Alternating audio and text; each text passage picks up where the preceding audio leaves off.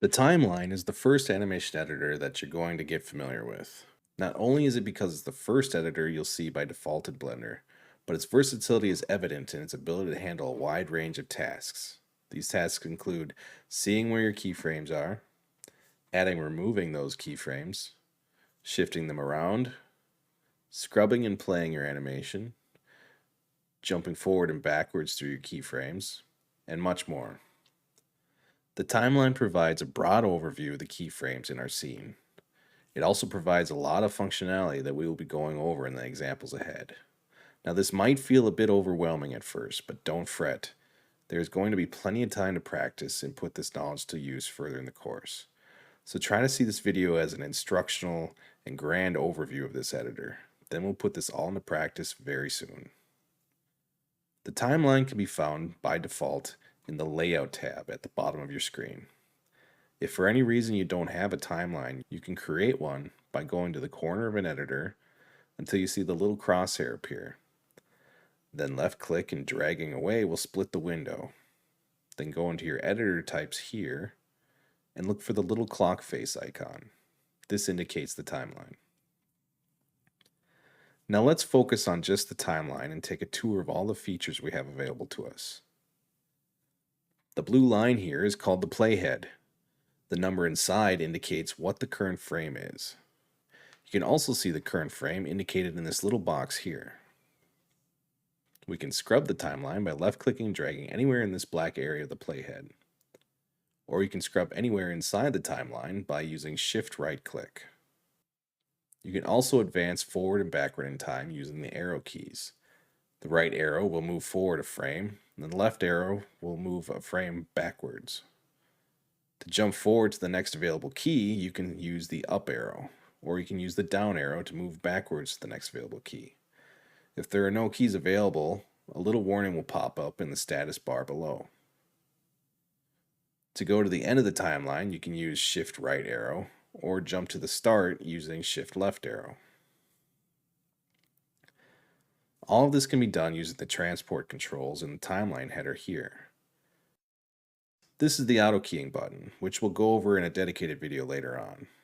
As you can see, we can snap to the beginning and snap to the end, jump from key to key, and play the animation forward and backward. We can also play and stop the timeline with the spacebar, or we can play it backwards with Control-Shift spacebar. We can manipulate the playhead from within the current frame box here. You can click the arrows to go forward and backwards, or you can click and drag in the text box to scrub the timeline. Or you can type in a number to go directly to that frame number. The global start of the animation can be found here. This is where the playback and render of your animation will begin. The global end can be found right next to it and will be where your rendered animation will end. You can set the global start and end pretty easily with hotkeys. To set the global start, adjust the playhead where you want the animation to begin and hit Control Home. And to set the global end, move the playhead again and hit Control End. And because two ways of setting this just isn't enough, you can go into the playback menu and clicking these buttons here at the bottom will do the same thing.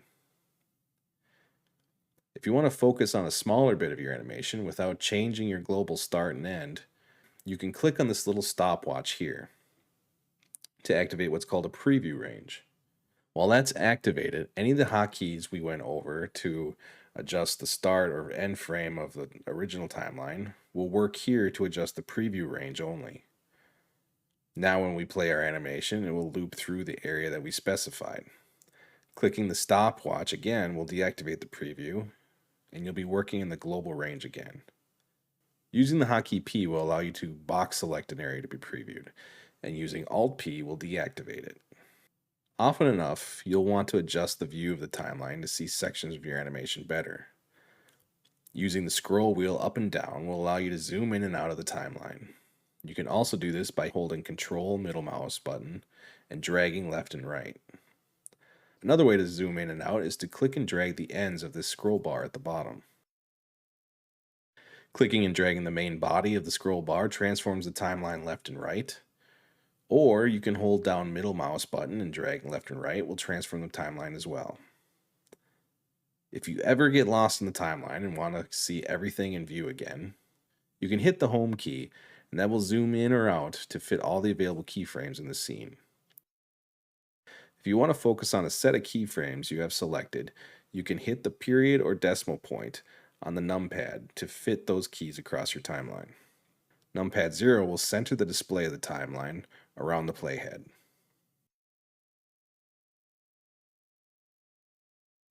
Now there are a number of ways we can select keyframes in the timeline. The most basic of these is to simply left click on one. To select multiple keys individually, you can hold Shift and left click. You can box select multiple keys by left click and dragging a group of keys. We can add to that selection by holding down Shift, left click and dragging. Another hotkey for box select is by hitting B on the keyboard. And as you can see, if I have something selected already, that way of box selecting will add to the current selection. To invert the selected keys, you can hit Control-I, and that will swap out our selection from being selected to unselected, and then all the unselected keys will be selected. Make sense? Pressing A will select all the keyframes available on the timeline, and Alt-A will deselect all of them. You can also deselect by double tapping A quickly. To select all the keyframes on the left or right side of the playhead, you can hit the left or right square bracket. You can see when I hit the left square bracket, all the keys on the left of the playhead toggle selected.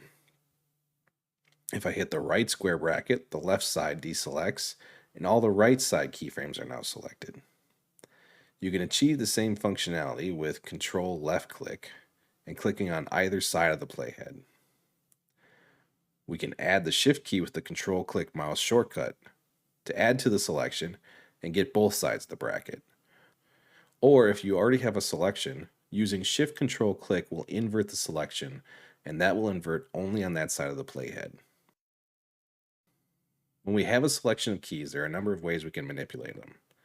Hitting G will let you grab and move them around the timeline. You can scale the selected keys by hitting the S key. When we do this, notice that everything is scaling relative to the position of the playhead. See, if the playhead is here, it will scale from there. And if it's over here, it will scale from there. Shrinking or extending keyframes can be done using the E key. And just like scaling keys, this is determined by the playhead position. Hitting E on the right side of the playhead will move all the keys on the right. Hitting E on the left side of the playhead will move all the keys on the left. This is a great way to retime your animation without having to select and deselect keys so much, and it keeps you from having to scale everything at once. Markers are a great way of keeping track of important parts of your animation. It's a lot like leaving little reminders for yourself across the timeline. They can be used to indicate specific beats in an action, a sound for lip sync, or keep track of camera cuts or any moment that might be important for you to keep track of. You can place a marker down by hitting the M key inside the timeline. Once some of these markers have been placed, you can select them by using many of the selection methods we've already went over.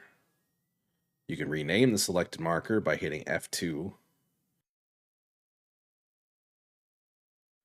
You can move them around by left clicking and dragging or pressing G. You can duplicate a marker by hitting Shift D, and we can delete them by hitting X or delete.